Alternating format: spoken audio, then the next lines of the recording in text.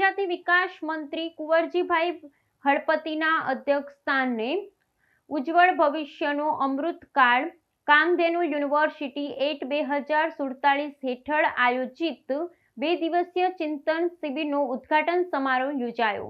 Centre of excellence in aquaculture Kamdhenu university Ukai કેન્દ્ર ખાતે આદિજાતિ વિકાસ, શ્રમ અને રોજગાર, ગ્રામીણ વિકાસ ગુજરાત રાજ્યના માનનીય મંત્રી કુંવરજીભાઈ હળપતિના અધ્યક્ષસ્થાને ઉજ્જવળ ભવિષ્યનો અમૃતકાળ કામધેનુ યુનિવર્સિટી એટ 2047 હેઠળ આયોજિત 2 દિવસીય ચિંતન શિબિરનો ઉદ્ઘાટન સમારોહ યોજાયો હતો।